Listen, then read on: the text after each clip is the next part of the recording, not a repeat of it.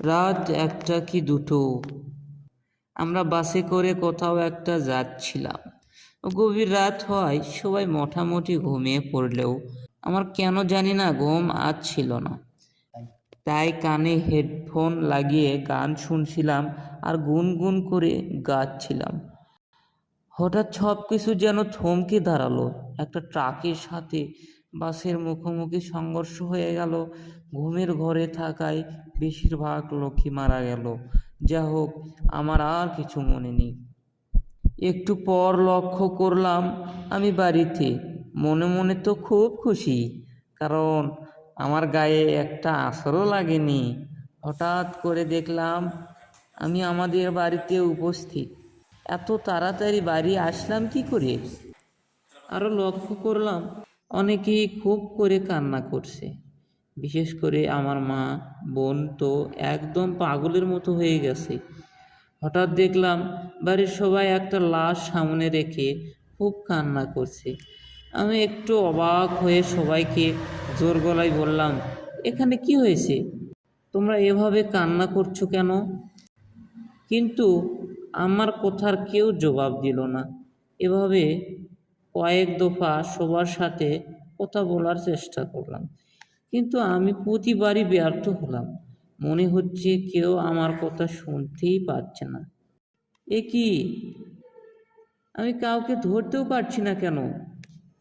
আর বুঝতে বাকি রইল না আমি আর বেঁচে নেই, আর এ লাশটি আমিই। এভাবে কয়েক দফা সবার সাথে কথা বলার চেষ্টা করলাম, কিন্তু আমি প্রতিবারই ব্যর্থ হলাম। মনে হচ্ছে কেউ আমার কথা শুনতেই পারছে না। এক সময় আমাকে কবরে নিয়ে যাওয়া হলো। বাবার কাঁধে আমি। অবশেষে আমাকে নামিয়ে দেওয়া হলো আমার কবরে। আমি খুব চিৎকার করলাম, আমাকে এখানে নামিয়ে দিও না, আমি অন্ধকার খুব ভয় পাই। কিন্তু কেউ আমার কথা শুনল না। অবশেষে সবাই মাটি দোয়া শেষ করে বাড়ি চলে গেল। আমি অন্ধকার কবরে একা হয়ে পড়লাম। একা, পুরোপুরি একা। হঠাৎ দেখতে ভয়ঙ্কর দুজন ফেরেশতা আসলেন। আমাকে 3টি প্রশ্ন করলেন। আমি উত্তর দিতে পারছি না, শুধু আমতা আমতা করলাম আর আফসোস করতে থাকলাম। দুনিয়া থেকে যদি একটু আমল আনতে পারতাম, তাহলে আজকে আমি বেঁচে যেতাম। হঠাৎ ঘুমটা ভেঙে গেল, শরীরটা ঘেমে গেছে। তাহলে কি আমি এতক্ষণ স্বপ্ন দেখছিলাম? হঠাৎ ফজরের আজান ভেসে আসলো কানে।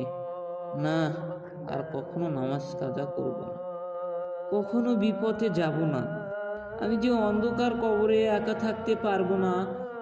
তারপর সুন্দর করে উজু করে চললাম মসজিদের পানে।